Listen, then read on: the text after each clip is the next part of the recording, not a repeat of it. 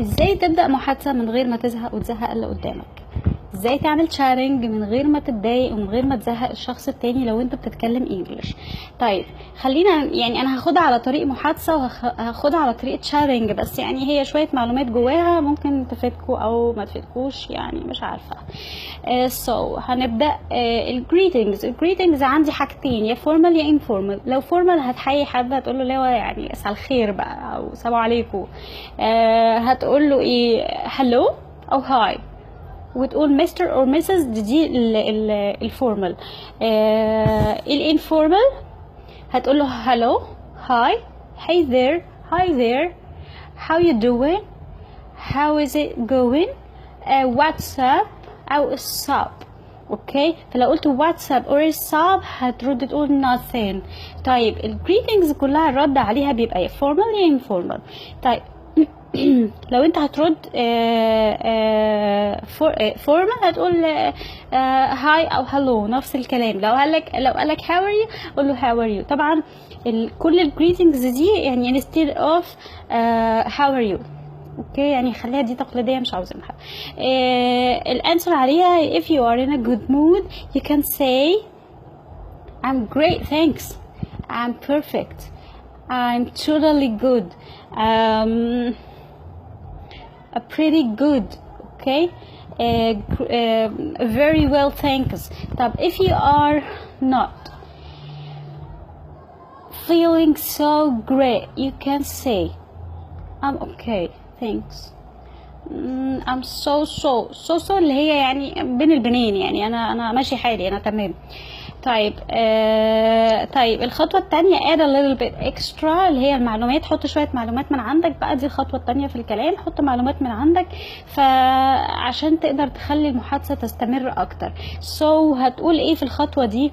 حاجة من حياتك بتحصل، حاجة جديدة بتعملها. for example هتبدأ كلامك دايما ب great أو well. اوكي، فمثلا say great I've just started a new job and I like it.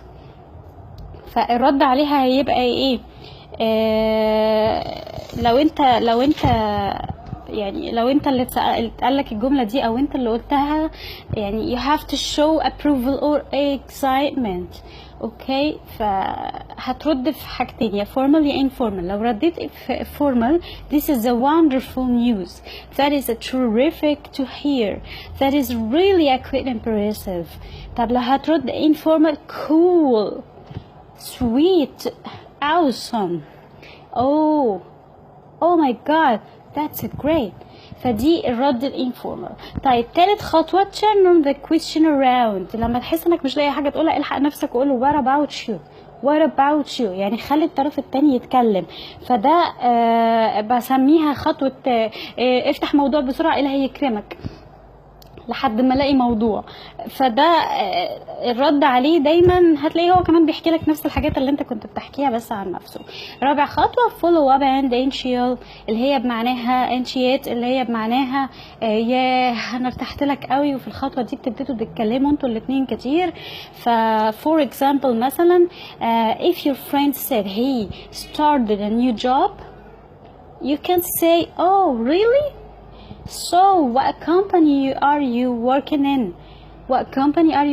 شغال في شركة ايه؟ طيب هيبتدي يحكي لك بقى شغال في ايه وبيعمل ايه، ويبتدي ايه الكلام الكونفرزيشن تبقى يعني more interested وتبقى interesting، يعني تبقى ممتعة اكتر ويعني مش مملة. طبعا انت لازم تكون مركز في كل الكلام اللي بيتقال، لان ممكن تحتاج في الوقت ده نصيحة، يعني انت تدي رأي او تدي حاجة من خبرتك او whatever، يعني انت هتبتدي ايه تنصحه او تعمل له حاجة. فلو هتنصح النصيحة دي بتبقى ازاي؟ يا formal يا informal. لو formal هتقول له would you please allow me to make a suggestion or I think it might be best to، وكمل حاجة اللي انت عايز تقولها. لو هي informal you know what you do او you know what you need to do. تاني حاجة you gotta، وتكمل الكلام اللي انت بتقوله. طيب اخر خطوة، الخطوة دي اسمها كمل انا معاك انا متابعك، يعني كمل. واللي احنا في العربي هنا بنقول عليها تمام كمل. فدي ممكن تستعيد عن yes و no بايه yeah yeah yeah yeah، والنو بدلها اكتب نا nope no اللي هي NAW. ولو اتأثرت قوي يعني من الكلام ممكن تقول له ها اللي هو يعني انا سامعك انا معاك، اوكي وهكذا. to show you are interested. اخر حاجة to say goodbye. how to say goodbye. الخطوة دي اللي هي انا لازم اودعك دلوقتي. لو formal هتقول goodbye Mr. or Mrs. وتكتب اللاست نيم بتاعه. ولو informal bye see ya catch you later see ya guys I'm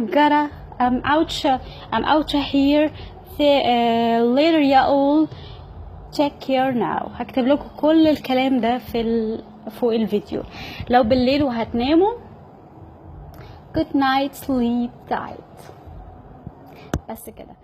في شويه سلانجز كده في الانجليش عايزه اقول لكم عليها. dad بتتقال للبيرسون dad equal person. freaking out getting scared. buck اللي هي throw up. John اللي هو الباثروم لا مؤاخذه يعني. stuff اللي هي things اين اشيائي. where is my stuff. أين أشياء things. to take someone off to upset someone. to take someone off to upset someone like crazy a lot of excessively. I'm doing it my way يعني doing something. let me go اللي هي let me go. what you gonna do اللي هي what are you going to do. what's up اللي هي what's up. في حاجة كمان السلانج في الانجليش greeting يا اللي هي WO اللي هي YO very common in America used with very close friend. are you okay you alright mate. ده لما تحب تسأل عن حد يكون صاحبك قوي فبتتكلم معاه بالطريقة دي لو انت بتطمن عليه. it's common in Britain this way. you ask both hello or how are you. هترد وتقول yeah fine or alright. how would they يعني how do you do. it's common in certain parts of Canada and US. sub or what's up اللي هي واتساب وهترد تقول nothing or not much. اعتقد ان انا كده خلصت. في حاجة تانية اللي هي good day اللي هي good day mate اللي هي G day mate اللي هي بمعنى good day. it's an Australian abbreviation. واخر حاجة هي اللي هي how are you اللي هي certain parts of England. اشوفكم على خير ان شاء الله ويا رب تكونوا استفدتوا من الفيديو. بحب اللايكات والشيرات السلام عليكم.